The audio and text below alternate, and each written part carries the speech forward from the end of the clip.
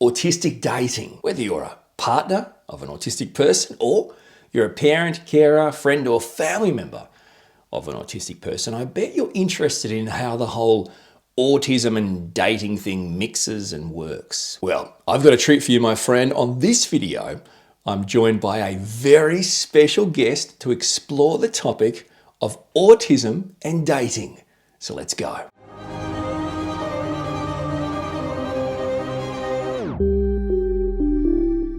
Welcome back. Well, thank you so much for joining me for the first time. I'm Orion Kelly, that autistic guy.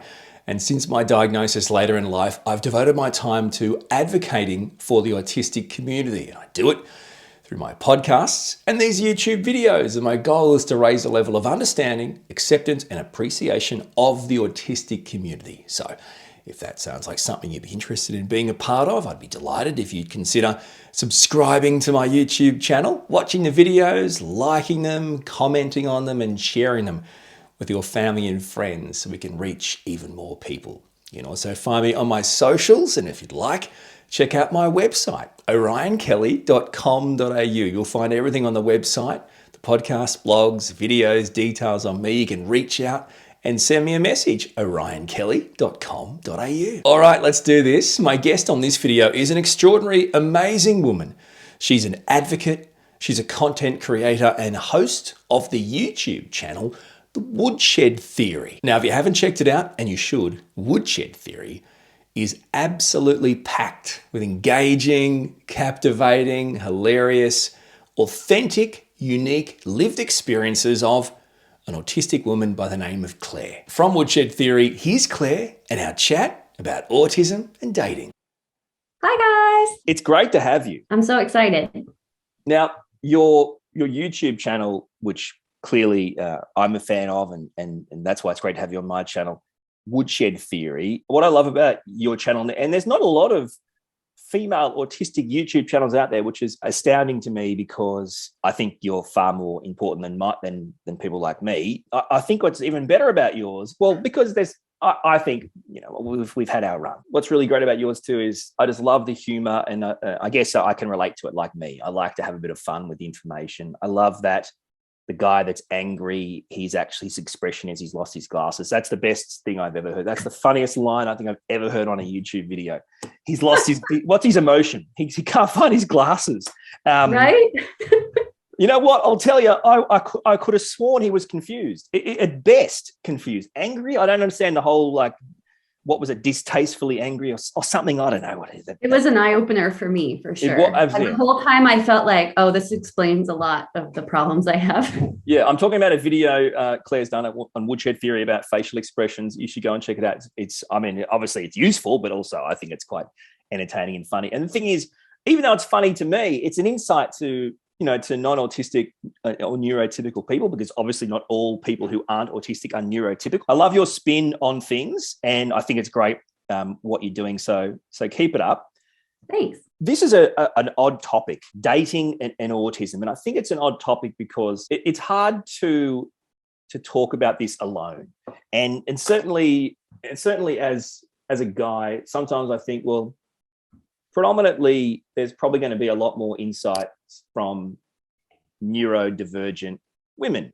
My understanding is you and I were not diagnosed during our dating years. That's just not diagnosed. But we both know we were born autistic. I mean, you're born autistic or you're not. So it's not something you're going to pick up because you had too much screen time. Now, let's start at the start. I'd love to know, for me, I feel like I was always a late bloomer in everything, even a mere interest in, girls or women. I think I honestly would have been probably in my 20s before it was even getting close to my special interest, right? Like the time I would put in. When did you start kind of getting interested in the dating game? Very young. And I feel like that was because I saw that was what people did, and I wanted to fit into that. And I felt like I couldn't. Like I always wanted for boys to be interested in me and to be in a relationship, because in my mind that equaled like success, fitting in. So from a very young age, I was boy crazy, wanted a boyfriend so bad.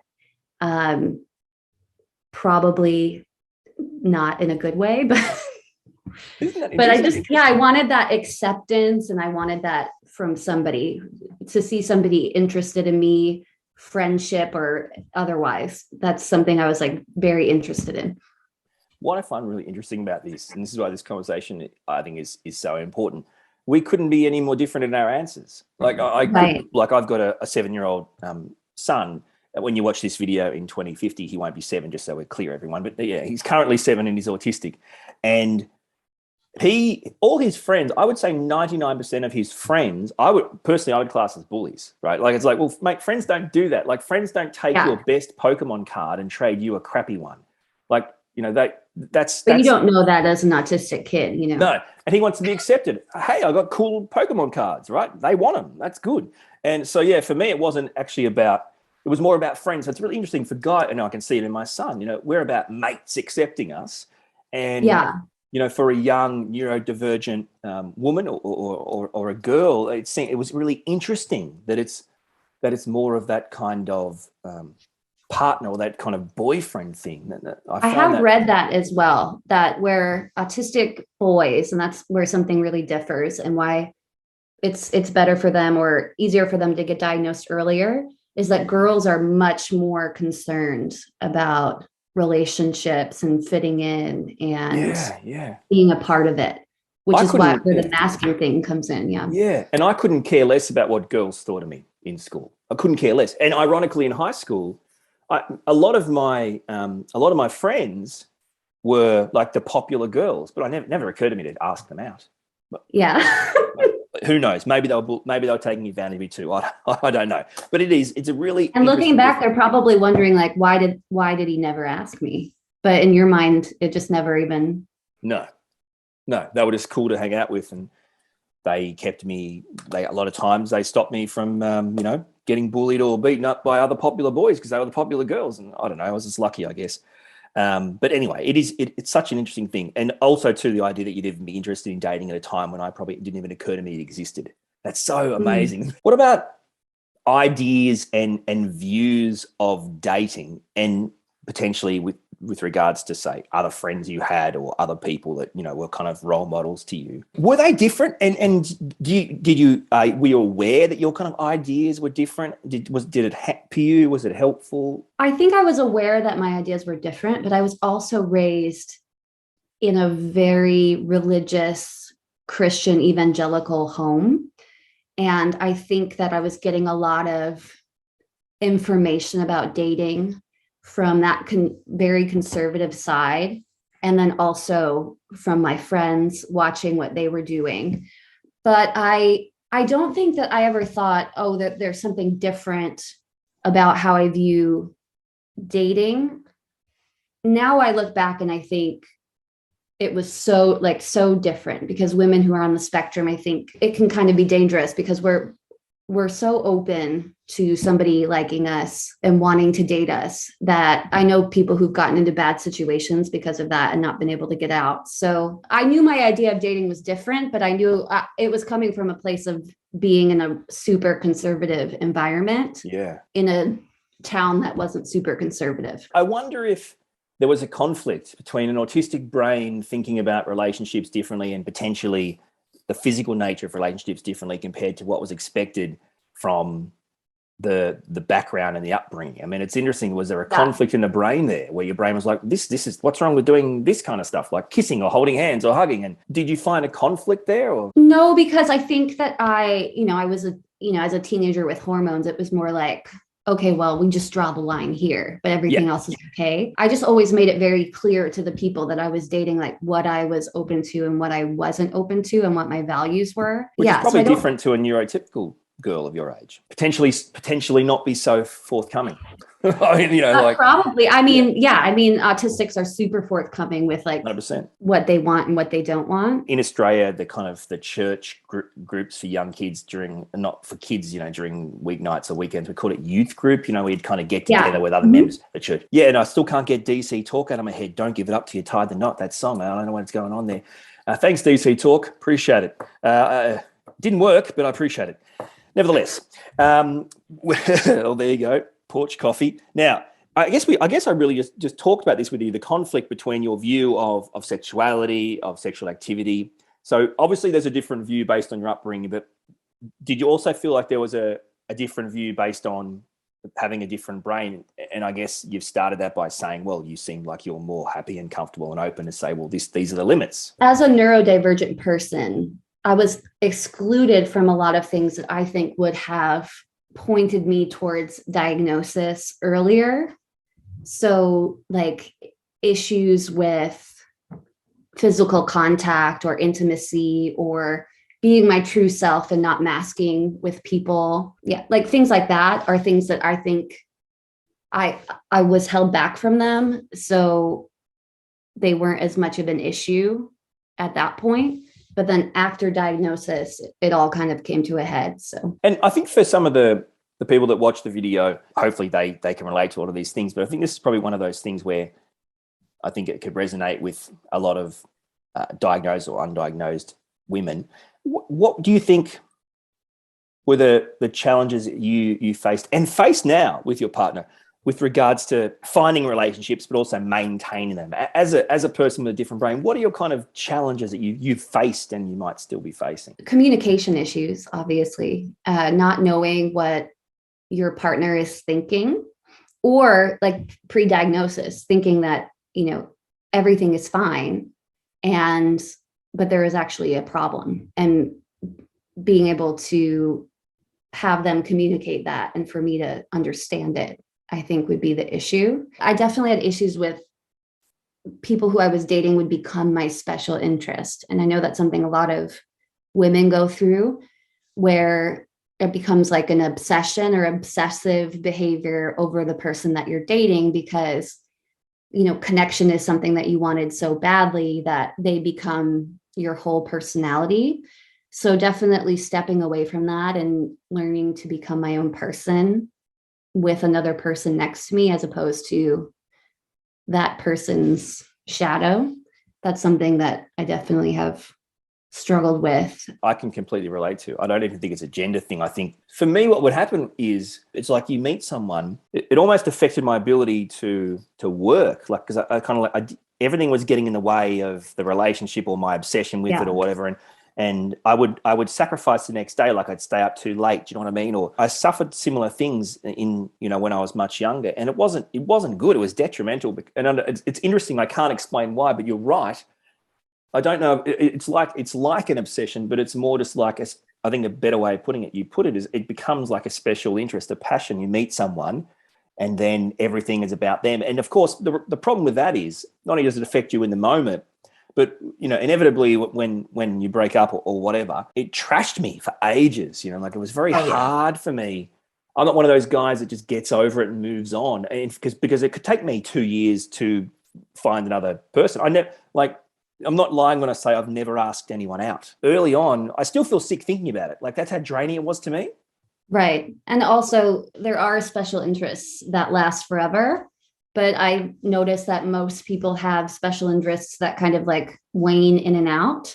Yeah. So when a person is your special interest, that can be a real issue in a relationship, because when you kind of go out of that into like normal relationship status, then all of a sudden you're in this like crisis mode of what does that mean? And it's not necessarily like the honeymoon stage necessarily. It's more like having realistic expectations of people is really difficult.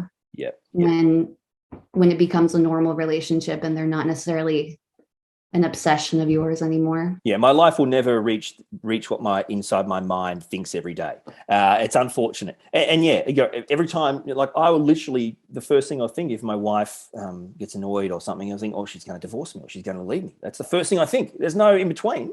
If she's happy with me, or she's going to divorce me. It's just I don't know how else to explain. I'm only laughing because I know the feeling. So talking about dating and even relationships, with your husband. So we live in a neurotypical world. We're a minority. What do you think the challenges? What kind of challenges do you find pop up all the time, or you face? Well, for me, it's in person. And then there's like a lot of eye contact, which I didn't know was a super big issue for me. But also I could fall in love with someone so easily and not really know them. Yeah. Like I always just have this trust that people are good and they have my best interests at heart. Yeah. And because they're interested in me, that means that this must be a good thing or a right thing. But that isn't always the case. And as a person who struggles to read people's emotions and intentions, that was always a really big issue for me. I think there's nothing more relatable than what you just said. I mean, I'm just letting it process. I can't bounce back in a second. When you say stuff like that, it's going to take me time to process, because there's a lot of truth right there. I'm blown away by stuff. You can't know, what someone's intentions are. And I think I'm not saying that ASD people always have good intentions. That's not true. But I think that we always look to see the best in other people. Like we're always honest. We rarely lie. So why would anyone be dishonest with you? Yeah. Also, we're super loyal. So when we get into something, that's it for us. Like we're going end game. And most people want to date casually and see how things go. I was like breaking up with people because we couldn't get married. And they're like, what are you even talking about? We just started dating, So many obstacles and challenges. Yeah. For me, first date conversation to me is about, there's no small talk. So to me, it is about marriage and kids and life. And that's first date conversation to me. And I mean, some people give you the feedback, others don't. But I've had feedback where people say, like, you're just too intense. You're too intense. I can't, the first date's it because you're just too intense. And I'm thinking, I was just having a conversation. I'm like, don't waste my time. Yeah, exactly. Like, well, we're here, we're dating. Why wouldn't we talk about, all the things that to me, dating has a reason. Like, there's a point. So yeah, it never went well for the most part. That's all about expectations. So for example, the people you dated, and I mean, like obviously my wife and your husband, do you ever feel in the people that you've dated prior to meeting the right person that there was just this complete disconnect in expectations? I mean, there clearly is, but those kind of expectations that you both bring to the table when you're dating someone. Yeah, I think when I met and started dating my husband, we were both in a very similar place in how we were raised and what we were looking for and what our expectations were. I was actually pretty terrified when I met him because I was like, oh, okay, I guess this is it. Like, who else would I marry? So a lot of the people that I dated, I would be very focused on long-term, where is this going? I thought I would get married super early, very serious about it. Dating with intention, just because that's the culture I was in. It's just not dating, It's supposed to be meeting new people and talking to people and figuring out what you like about people and what you like to live with, and not necessarily a full-on interview about your life the first time you meet them. I just hate everything about it. I hate that. I hate the expectation differences. I hate the idea, because in my mind, it doesn't make sense, logical sense. Why is this a game? What are we doing? What are we playing here? Like, I liken it to, there's a show in Australia that is quite popular. I think it's gone international, called Married at First Sight. And it's, we're like strangers. I can't watch it, man. I can't watch it. It's too much anxiety for me. Oh man, it's intense. Yeah, no, I get you. And my issue is these people, okay, so they sign up to get married and to try and find love or whatever, which is, to try and find social media followers is what they're trying to find. But my issue is a lot of times you hear them say things like, I think this could be going somewhere and there might be something to explore on the outside. And things, what do you mean explore? You got married. You're hugging, you're kissing, you're doing more than that. You've been together, 24/7 for like 2 months. What do you mean explore on the outside? Like, yeah, they're doing all these things, dating someone, but then saying, they're hinting at there might be a connection or a spark or something on the outside. Right. Well, and I was always very intense. Like, even if a boy asked me out to coffee, I was like, okay, where's this going? I know. I mean, and I would wonder why. Now I know, but I would wonder why, why don't guys like me like that? Why aren't they asking me out on dates? Well, it's a little intense. Like, by the way, my wife's neurotypical. Do you think there's this weird belief or misconception that autistic people should only date autistic people? I think it's every person is individual and different, but Yeah, I mean, I think it would just depend on who you are. Like I've seen on like Love on the Spectrum where people there have said things like, no, I want to date a neurotypical person and not a neurodiverse person. And I think maybe there's something to that has to do with wanting to belong in like a neurotypical world, like wanting to relate to neurotypical people.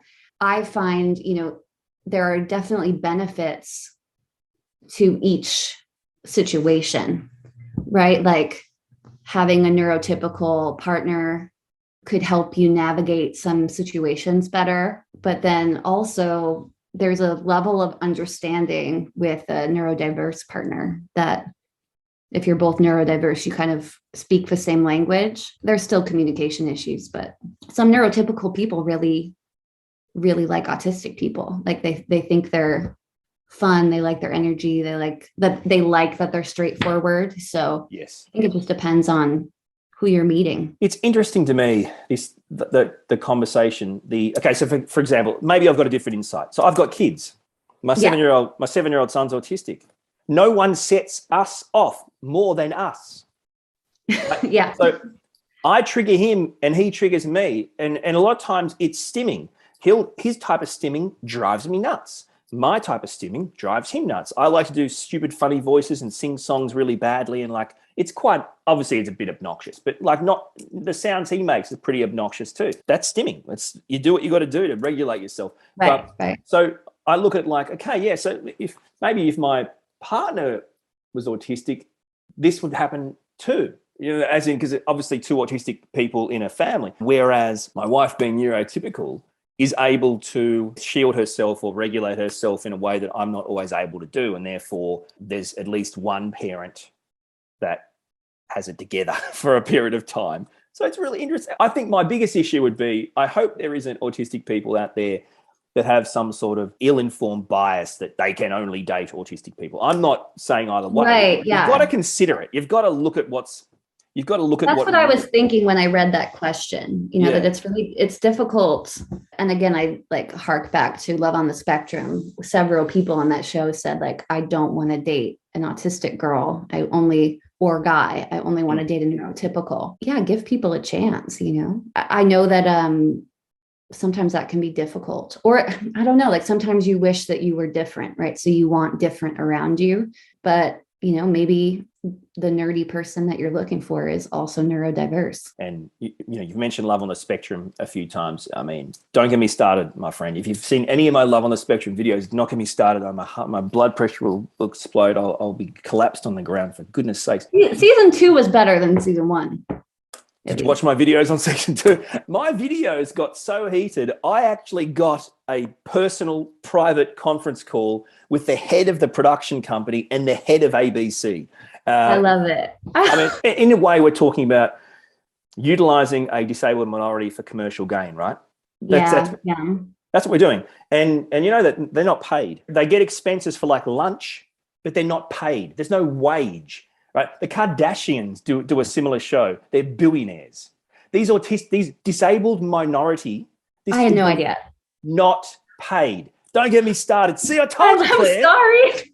I told you. Don't get me started. Anyway. Back to dating. I did want to mention, like, I feel that one of the reasons that my husband and I got along so well, we did meet in person in college, but then when we started dating, it was long distance. And our first 2 years of dating was mostly on, at the time, Skype and typing to each other, which I think helped us get to know each other a lot better over being in person, where I might have had more struggles relaying what I was thinking or feeling. So a lot of that was done via typing. For me, developing a relationship that way was a stronger foundation because I was able to actually learn about him and learn about if we were a good fit together or not. So great thought. That's a great thought for people watching, because you know what? Processing time, Claire. If you correspond through text or email or messaging. You can process it and then respond when you're ready, rather than over a dinner where it becomes intense. Or 99% of things my wife says I misinterpret pretty much the first time. So like I mentioned in a video I did, that she leaves notes. She'll email me or write notes about the things that she's got an issue with or she wants to communicate to me. And then by the time she's home, I've processed it and we can talk about it. Right. So this is great stuff. And my experience similar too. She was traveling overseas when we first met, and we just were emailing and talking, right? And then by the time she got home, we were like, when we first got together, it was like we'd known each other for ages. So I think that. And then she knows that you have the capability to communicate in that way. So I think a lot of times, being on the spectrum, we sound so eloquent in our minds, right? We're very but then once you start trying to talk to people, it just becomes like gibberish, or it seems like you're not paying attention or you don't care, which isn't necessarily true. So I found the long distance thing to actually be a big benefit. And I think people watching, if you want to take that part out, put in the other part, which is start off in other avenues, messaging, texting, emailing. I think that's bloody fantastic. That's a great thought. The last thing I want to get you to quickly touch on, from your point of view, being a neurodivergent woman, what's important to you for healthy, successful relationships? I think the most important thing, and I know everyone says this, but really focusing on communication and understanding I have to take responsibility for my own communication issues as an autistic person, right? Like, it can't always be a 50-50 thing. Like, because I have issues, I need to put in more effort, because otherwise I won't know if there are communication issues or problems in the relationship. Everything's hunky-dory to me all the time. Taking the time to ask clarifying questions, or carving out time to have conversations about how things are going and what someone's actual perceptions are. For me, that's been the most important. Otherwise, again, I'm just thinking, well, they haven't said anything, they'd tell me if there was something wrong. And obviously I can't read facial expressions, so. They clearly need new glasses, but apart from that, so, no, well, that's right, but they are telling you, by the way, there's something wrong. We just can't read between the lines. You can't read it. Stupid messages. No, I agree. Great stuff. Claire, I hope you've enjoyed this chat. It's been I've enjoyed it. I loved it. It's a great collab, by the way. I loved it. Woodshed Theory is a channel you've got to go and check out. Please, if you haven't subscribed and checked it out, for goodness sakes. Your mum's great, by the way. You need more of those videos. I'm not kidding. Next time, just bulk do lots. I know. We were just sneaking into it because we hadn't done it before. But do this with your mum. There you go. Once a week. I didn't even think of that. See, Claire from Woodshed Theory. It's amazing to collab with you. It's amazing to chat. Hopefully, we do it again soon.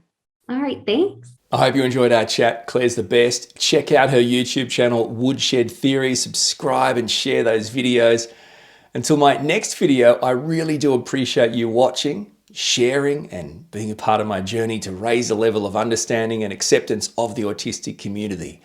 Until next time, we'll talk soon.